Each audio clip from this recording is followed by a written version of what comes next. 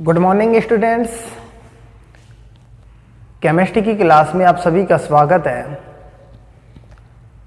हम पढ़ रहे हैं बीएससी पार्ट थर्ड ईयर की second unit metal ligand bonding in transition metal complex.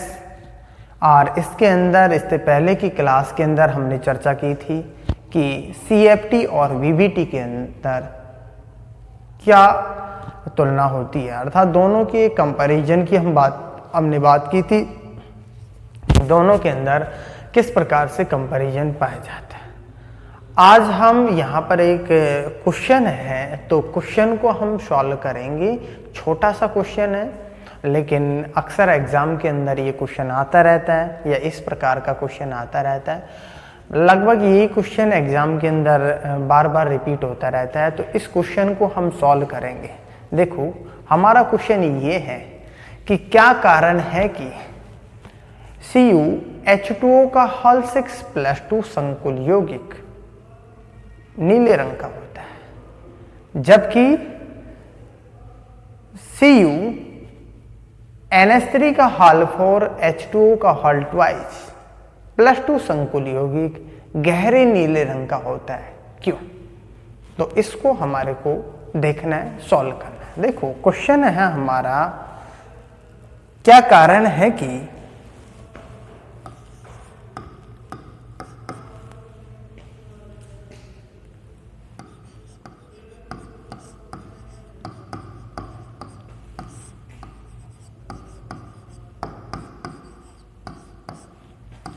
CuH2O का हॉल 6+2 संकुल यौगिक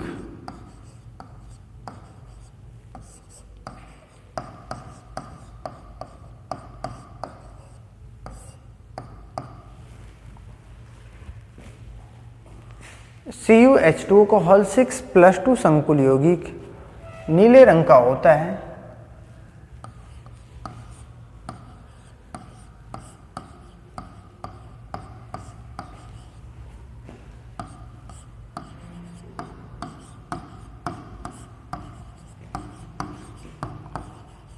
जबकि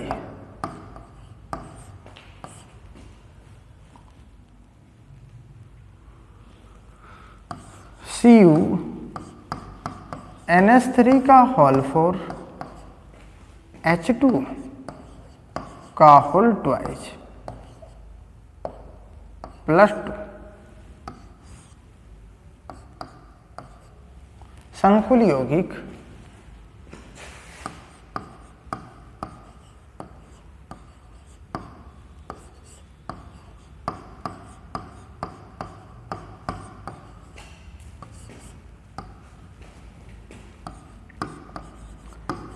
गहरे नीले रंग का होता है।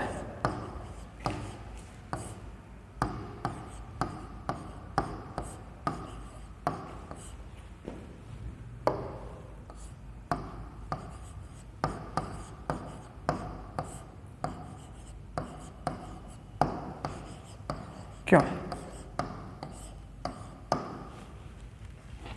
ठीक है, इसको हमारे को सॉल्व करना है। देखो,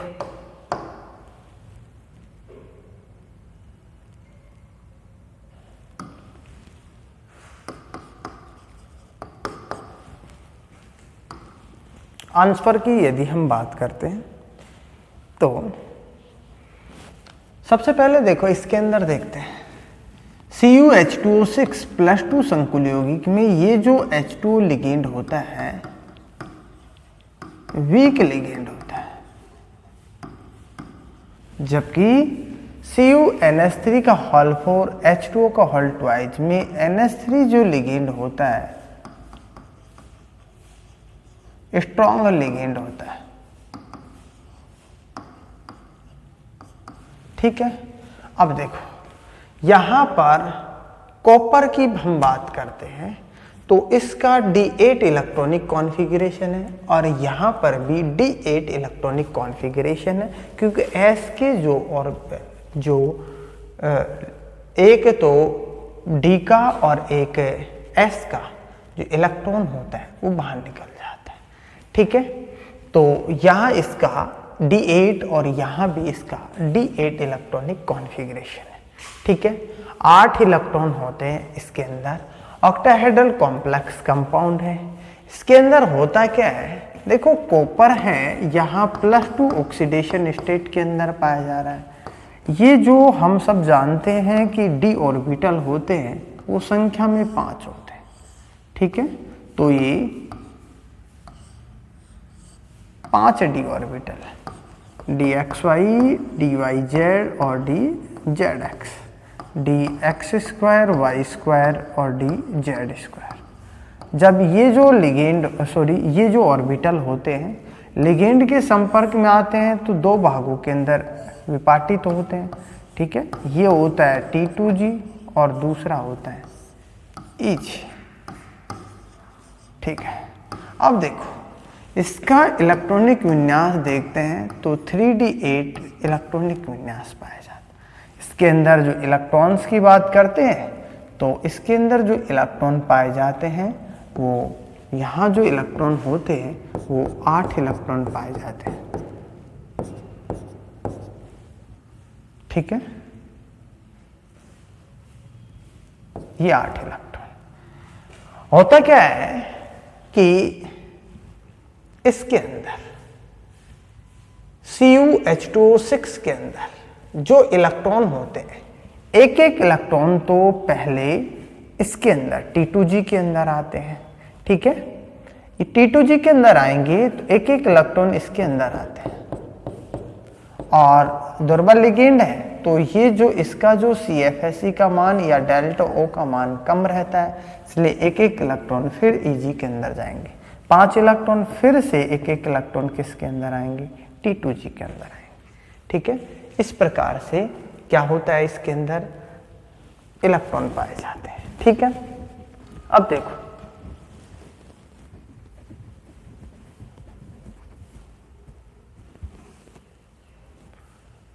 नेक्स्ट हम बात करते हैं इसके अंदर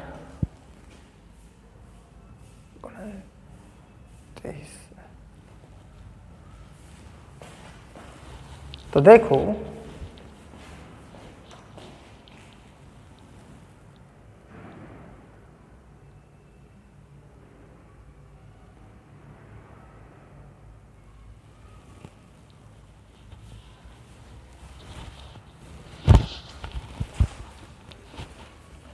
हम इसके अंदर ये समझ सकते हैं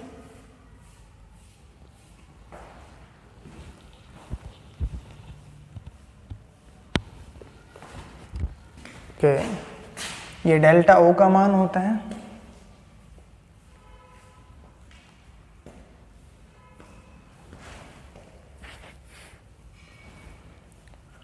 हम इसके अंदर ये कह सकते हैं थॉर्टिकल पोर्शन के अंदर D8 इसका जो इलेक्ट्रॉनिक कॉन्फ़िगरेशन होता है, इसके अंदर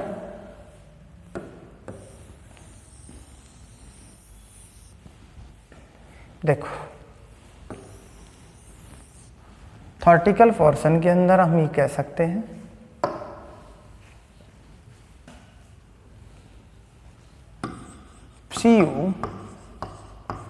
CuH2O6 +2 संकुल यौगिक में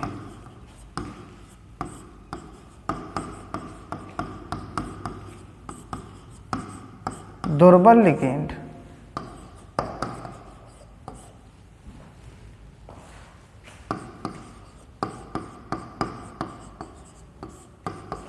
H2 होता है जिससे कि दुर्बल लिगेंड की उपस्थिति में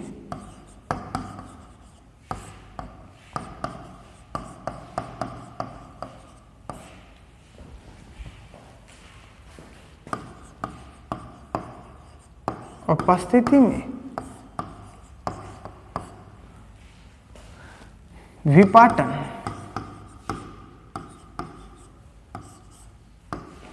ऊर्जा का मान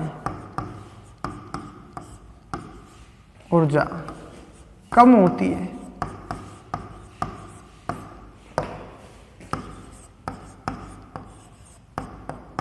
जिससे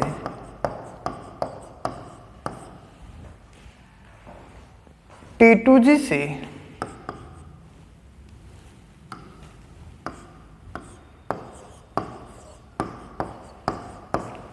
इलेक्ट्रॉन को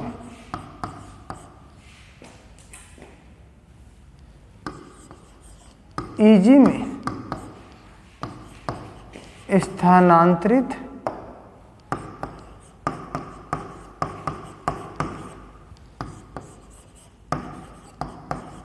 होने के लिए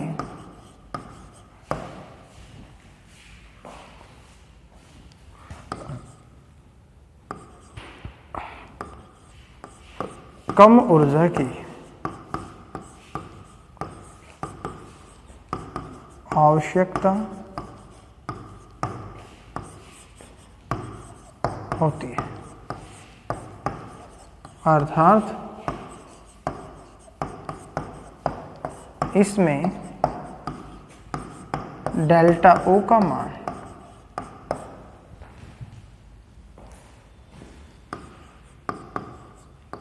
कम पाया जाता है।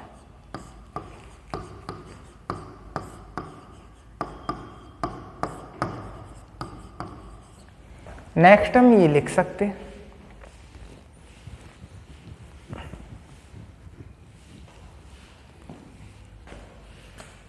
इसके विपरीत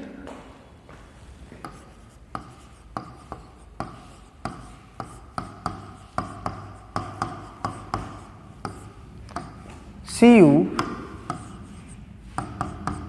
NH3 का होल 4 H2O का होल ट्वाइस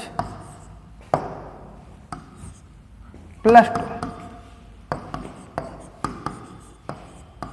संकुल यौगिक में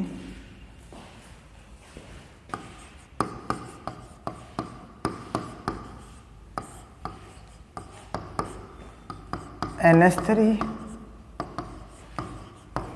प्रबल लिगेंड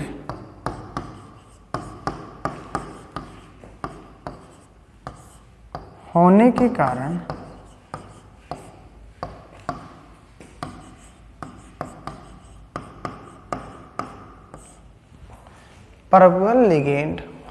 कारण डेल्टा O का मान अधिक होता है।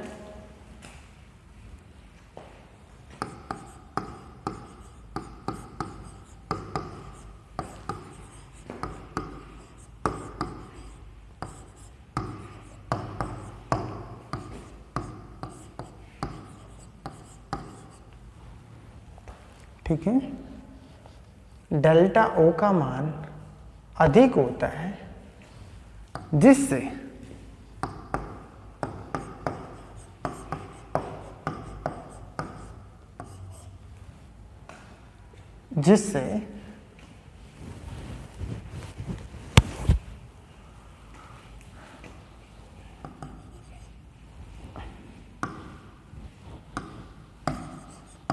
अयुग्मित इलेक्ट्रॉन को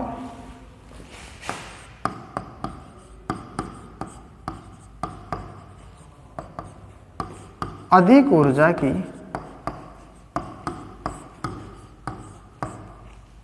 आवश्यकता होती है।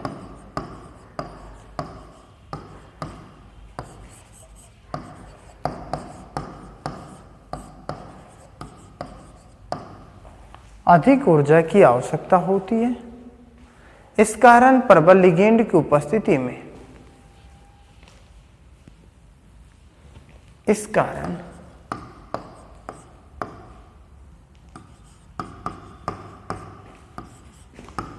प्रबल लिगेंड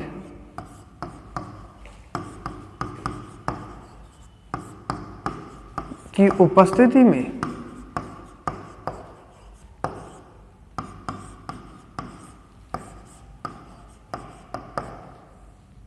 अयुग्मित इलेक्ट्रॉन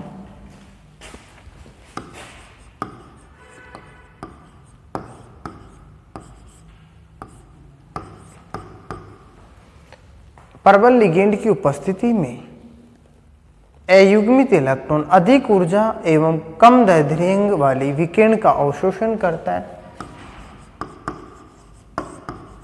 अधिक ऊर्जा एवं कम तरंग दैर्ध्य वाली विकिरण का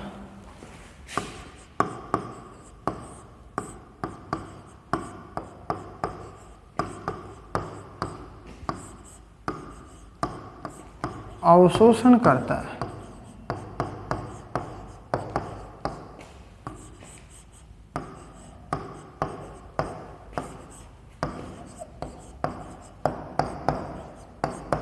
जिसके कारण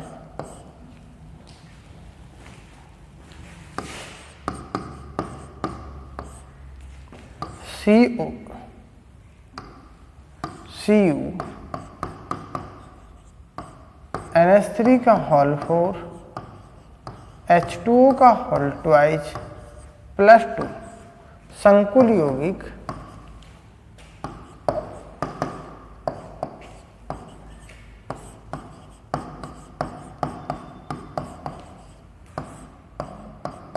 गहरे नीले रंग का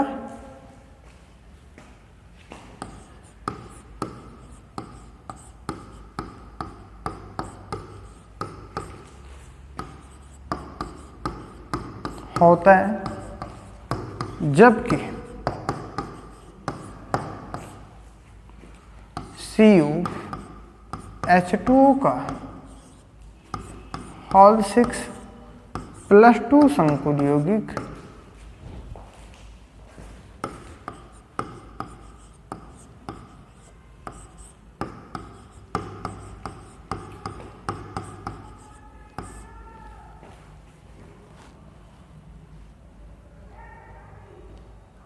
नीले रंग का होता है।